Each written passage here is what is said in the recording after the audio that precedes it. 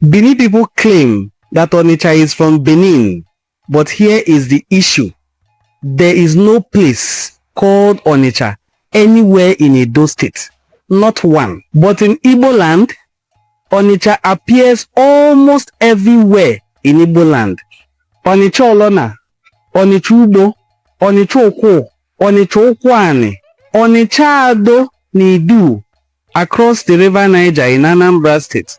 Onitsha Ezike and Onitsha Agu in Enugu State.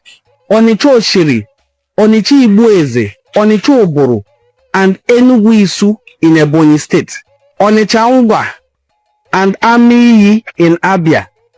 And in Imo, Onitsha Uboma, Onitsha Nkwere, Onitsha Nwenkwo, Onitsha Amiri, Onitsha Ikeduru, Onitsha Umumara, Onitsha Itu, Onitsha Ikpofe, Onitsha Mbaise, and Onitsha Elekamma.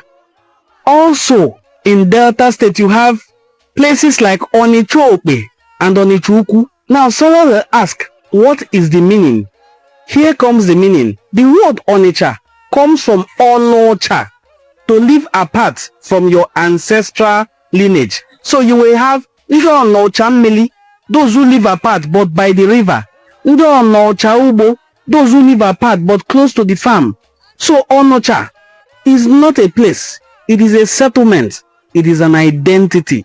Now ask yourself, how can a people come from a place that doesn't exist? If indeed the Onitsha people are from Benin, there should be a place in Benin called Onitsha, at least one settlement. But sadly, there is none. They call themselves Ndi Onitsha Ado Nidu, which means the Onitsha people who once lived in Ado, Idu, before they came to their present settlement. Thank you for watching this video. I will look forward to seeing you in our subsequent videos. Do well to drop your comments. Let us know in the comment section what you think about the meaning of the word Onitsha. Thanks for watching this video.